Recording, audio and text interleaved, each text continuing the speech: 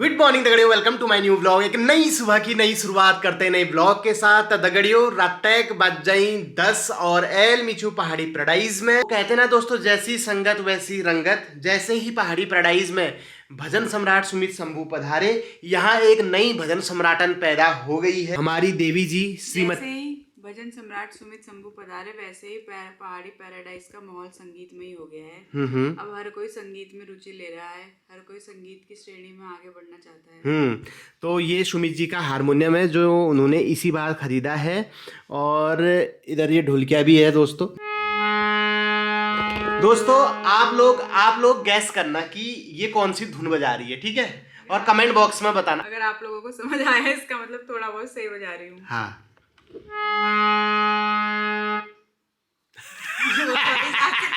इस हाथ से करते हैं वो तो भूल ही गई। चलो ऐसे ना।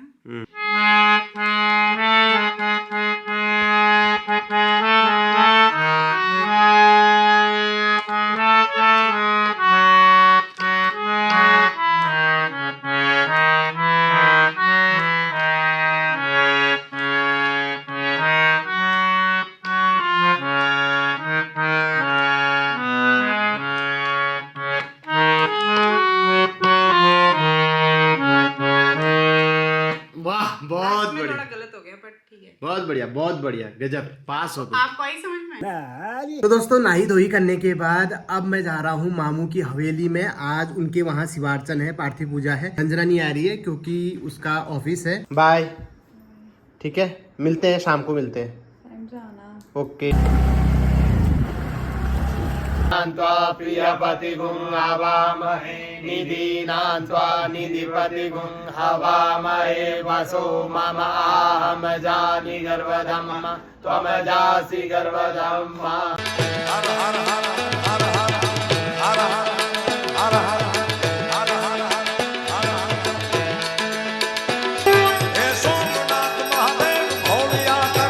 तो दोस्तों मामू की हवेली में पहुंच चुका हूं और यहाँ पे शिवार्चन का पाठ चल रहा है, पार्थिव पूजा चल रही है। और मेरे ठीक बगल में हमारे खानदान के अपकमिंग IAS अधिकारी श्री रजनीश जोशी जी बैठे हुए हैं।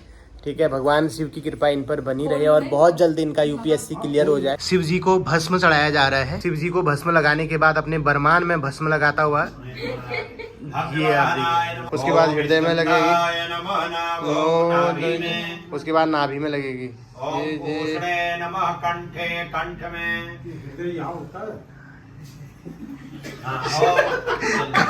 कहाँ लगा दी? उसका हृदय वहां शिफ्ट हो गया। दोस्तों आंसू बहुत ही चमत्कारी बालक है, उसका हृदय दाईं तरफ खिसक गया है दोस्तों। ये देखिए, भस्म धारण करने के बाद अब रुद्राक्ष की माला भी धारण कर ली है। पद्मासीनं समन्तातिस्तुतममरगणैर् व्याघ्रकृत्यं वसानं विश्वाद्यं विश्ववन्द्यं निखिलभयहरं पंचवक्त्रं त्रिनेत्रम्।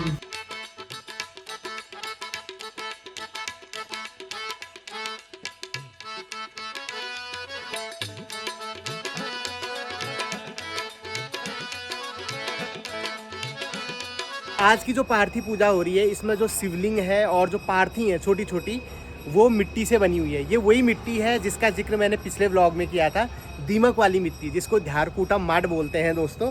और ये जंगल से लाई जाती है, बहुत पवित्र मानी जाती है। और ऐसा माना जाता है कि जिस जंगल में ये मिट्टी होती है, हर जंगल में नहीं मिलती है, जिस जंगल में मिलती है उस जंगल को बहुत हेल्दी माना जाता है। जब हम सामान्य दिनों में शिव जी की पूजा करते हैं तो ज़्यादा से ज़्यादा शिव जी पे चंदन चढ़ाते हैं, पानी चढ़ाते हैं और बेलपत्री चढ़ाते हैं। जहाँ जहाँ पे अवेलेबल हो बेलपत्री वो चढ़ाते हैं। पर जब आप पार्थिव पूजा में बैठते हो, चाहे बेलपत्री अवेलेबल हो या ना हो, लोग व्यवस्था करते हैं। और भी बहुत सारी चीज़ें शिव जी पर चढ़ती हैं, जैसे कि भस्म चढ़ती है, दूर्वा धूप चढ़ती है, पानी तो चढ़ता ही है। दुग्ध स्नान शिव जी का कराया जाता है, दधी स्नान भी होता है, घृत स्नान भी होता है, मधु स्नान भी होता है ना। ये सब चीज़ें करी जाती हैं।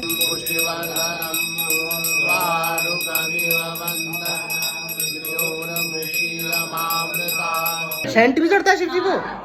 तो पार्थिव पूजा में शिव जी को शैंटी भी चढ़ाया जाता है दोस्तों, और गुलाब जल भी चढ़ाया जाता है। नमः पार्वती पतये हर हर महादेव। इस यंत्र को बोलते हैं श्रृंगी, ठीक है, और इसका यूज पार्थिव पूजा में शिव जी को जल चढ़ाने के लिए किया जाता है। वासो मम आहम जानि गर्भधमा त्वम जाति गर्भधमा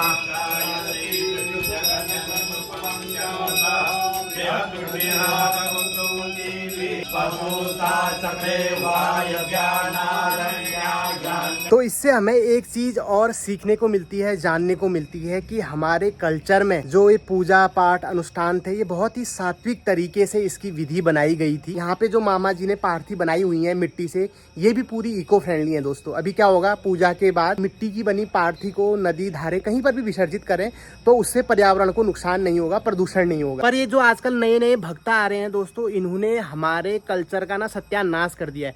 कांवड़ यात्रा कितनी अच्छी धार्मिक यात्रा है, वो क्यों करी जाती थी? कहते हैं कि कांवड़ यात्रा में जो कांवड़ लेने जाता है वो तो लहसुन प्याज का खाना छोड़ ही देता है, साथ में उसके जो घर वाले हैं, परिवार वाले हैं, वो भी लहसुन प्याज और ये मीट अंडा दारू वगैरह सब छोड़ देते हैं उतने दिन तक, जब तक वो नहीं लाता है। और आजकल के कांवड़ियों के हाल देखो दोस्तों, आप गाड़ियां तोड़ रहे हैं, बड़े बड़े डीजे बजा रहे हैं। ये थोड़ा ना भक्ति है दोस्तों। मैं सभी कांवड़ियों की बात नहीं कर रहा हूँ, लेकिन जो हैं उनसे कहीं ना कहीं गलत संदेश जाता है और मखौल उड़ाया जाता है दोस्तों। तो ऐसी हरकतें ना करें। तो दोस्तों ये है हमारी बासु बहन, छोटे मामा की लड़की। पार्थिव पूजा के इस अवसर पे, क्योंकि आप भी देवी का अंश है, आपके चेहरे पे जो तेज है, आपका नाम वैष्णवी है और वैष्णवी माता का तेज भी आपके चेहरे पर है, ठीक है। तो क्या आप शक्ति हैं, तो क्या आप शिव के लिए कोई मंत्र सुनाना चाहेंगी? शिव जी का कोई मंत्र? आपके पापा जाने माने प्रकांड शास्त्री हैं, विद्वान हैं, तो कुछ तो हाँ तो सुनाइए। सौराष्ट्रे सोमनाथम चौशी शैले मल्लिकार्जुनम उज्जैन्याम महाकालम ओंकारम ममलेश्वरम परल्याम वैद्यनाथम चौडाकिन्याम भीमशंकरम सेतु वंदे तु रामेशम नागेशम तु कारकावने वाराणस्याम तु विश्वेशम त्र्यंबकम गौतमी तटे हिमालय तु केदारम दित्मेशम तु शिवालय एतानि ज्योतिर्लिंगानि शायम प्राप्त पठे नर सप्त जन्म कितम पापम समरणेना विनश्यति। क्या धन्य है देवी, मैं तेरे पैर पड़ता हूँ भाई, मजा आ गया यार। देख रहे हो दोस्तों, बासु ने 12 ज्योतिर्लिंग का पूरा श्लोक बता दिया। इस श्लोक में हमारे 12 के 12 जितने भी ज्योतिर्लिंग है, केदारनाथ, सौराष्ट्र, उज्जैन के महाकाल, भीमाशंकर, द्वारिका के, है ना, इन सब का नाम आ गया दोस्तों। ये ऐसे होता है, ऐसे होता है हमारी संस्कृति का सम्मान। ये सिखाओ अपने बच्चों को, है ना। ये नहीं डीजे लेके रोड में उछल रहे हैं, तलवार लेके जय श्री राम बोल रहे हैं, लोगों की गाड़ियां तोड़ रहे हैं, रोड जाम कर रहे हैं। वैसे नहीं होता संस्कृति का सम्मान। लोग मजाक उड़ाते हैं हमारी ऐसे में। जब हम उड़ा सकते हैं किसी और की, तो वो भी तो उड़ाते होंगे अपने घर से। इतना लंबा चौड़ा तो मामा लोगों का आंगन ही है दोस्तों। आप देख सकते हैं, ये आंगन कम हवाई पट्टी ज्यादा लगता है। एक बार भगत सिंह कोश्यारी जी का एरोप्लेन यहीं पे उतरा था दोस्तों, इमरजेंसी लैंडिंग उसकी कराई गई थी। अमरूद भी लगे हुए हैं और इधर पपीते भी लगे हुए हैं, ये आप देख सकते हैं।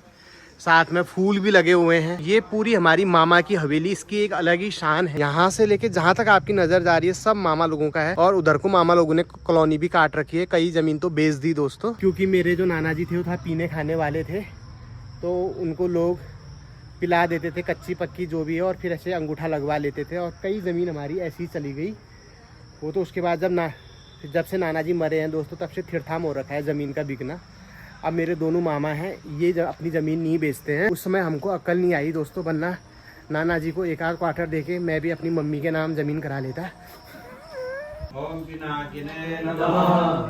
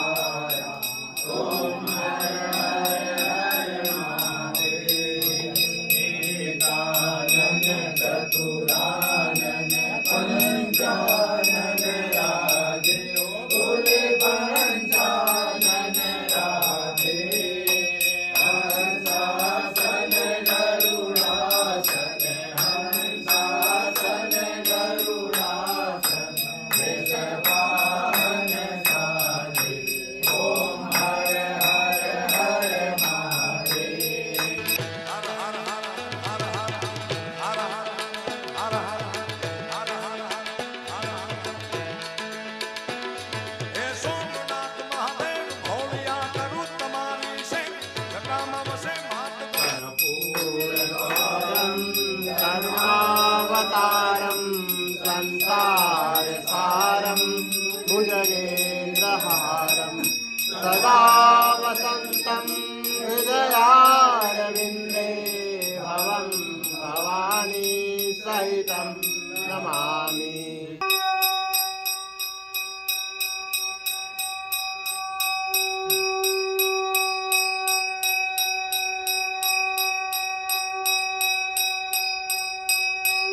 गाइस, मामा की हवेली में मुझे एक और नई चमत्कारी चीज़ देखने को मिली है। एक नए तरह का शंख, जिसको मामा बोल रहे हैं कि ये दक्षिणावर्ती शंख है। तो ये आप देख सकते हैं, कुछ इस तरह का होता है दक्षिणावर्ती शंख। ये आप देखिए, और इसकी विशेषता ये होती है, इसका जो ये भाग है, खुला हुआ भाग, ये दाईं तरफ, मतलब ये देखिए आप, ये दक्षिण की तरफ, दाहिनी तरफ खुलता है। ये आप देखिए, इसको बजाया नहीं, ठीक है। और इस शंख को बजाया नहीं जाता है। इसमें और इसमें क्या अंतर है, आप देख के बताओ। इसमें अंतर क्या है, ये जो इसका भाग है ये इस तरफ खुला हुआ है और ये इस तरफ खुला हुआ है, दोनों अपोजिट हैं, देखो। तो ये अंतर होता है दक्षिणावर्ती शंख और इसमें। इस शंख का प्रयोग भगवान का अभिषेक करने के लिए, अर्घ्य देने के लिए, जल का छिड़काव, शीतलीकरण करने के लिए किया जाता है।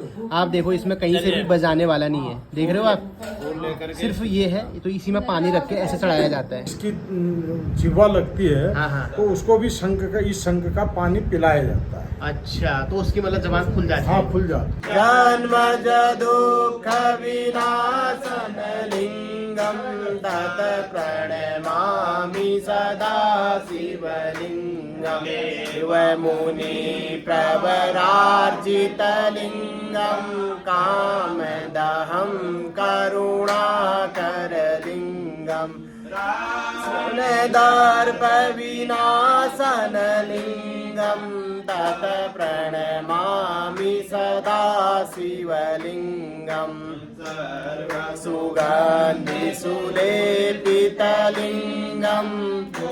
दिविवर्धन कारण लिंगम दसुरासुरवंदितलिंगम तत् प्रणमामि सदा शिवलिंगम महामणिभूषितलिंगं फणिपतिवेष्टितशोभितलिंगं सुयज्ञविनाशनलिंगं तत् प्रणमामि सदा शिवलिंगम् कुमचन्दनलेपितलिंगं पङ्कजहार सुशोभितलिंगम्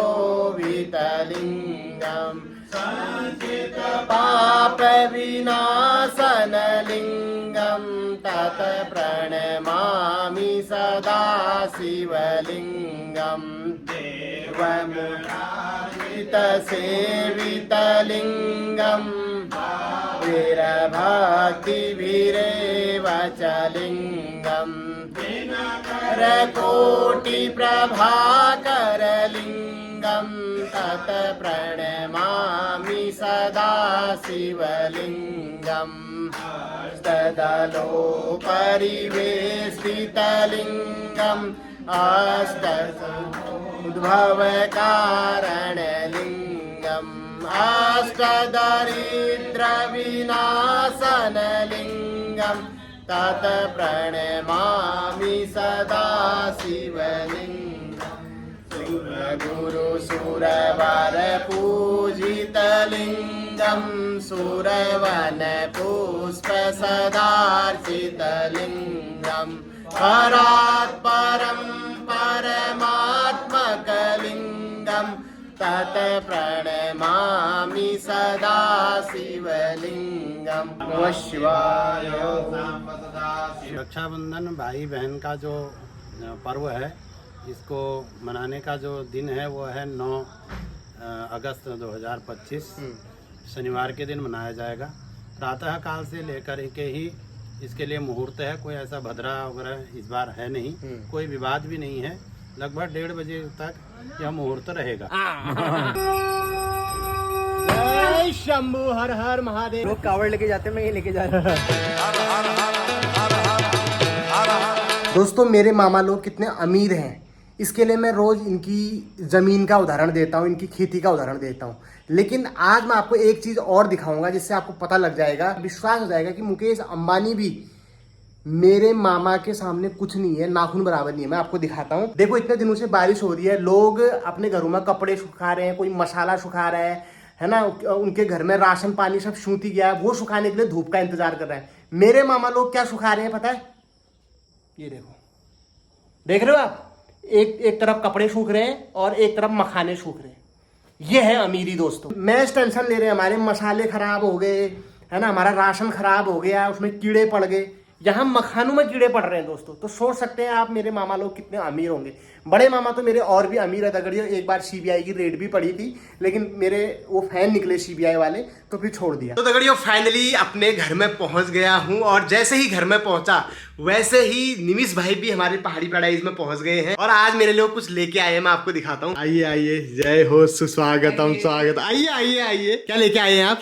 ये केक बनाया था तो वो लाए थे। आपने बनाया केक? हाँ, दोनों ने बनाया? नहीं, मेरे को लग रहा है आद्या ने बनाया होगा। हाँ, जो भी है। हाँ, तू पीछे से खड़ा रहा होगा खाली ना? ना, मैं नहीं बनाया। क्या है केक का नाम क्या है? ओरियो केक बनाया था थोड़ा। ओरियो बिस्कुट से बनाया होगा। ओके, आज निमिष हमारे लिए ओरियो केक लेके आया है, और ये ओरियो वाला जो बिस्कुट आता है दोस्तों बहुत महंगा, हम लोग तो खाते भी नहीं है क्योंकि हम अंत्योदय वाले हैं दोस्तों। तो ये लोग उसका केक बना रहे हैं। आद्या बताएगी कैसे बनाया। आद्या, आपने इसको पहले ओरियो को ग्राइंड किया मिक्सर में, तो इसका पाउडर जैसे बन गया। इसके अंदर मिल्क डाला, इनो डाला, उसके बाद इसके ऊपर की टॉपिंग तैयार करी। वाह, क्या बात है। फिर क्या किया? फिर कुछ नहीं, फिर काटा आपको सबसे पहले दे दिया। तो दोस्तों इसमें इनो भी गया है, तो इसलिए आपको डकम डकम भी नहीं होगी, गैस भी नहीं बनेगी। आहा, इससे निमिषैन आ रही है दगड़ियों। देखते टेस्ट में कैसे है।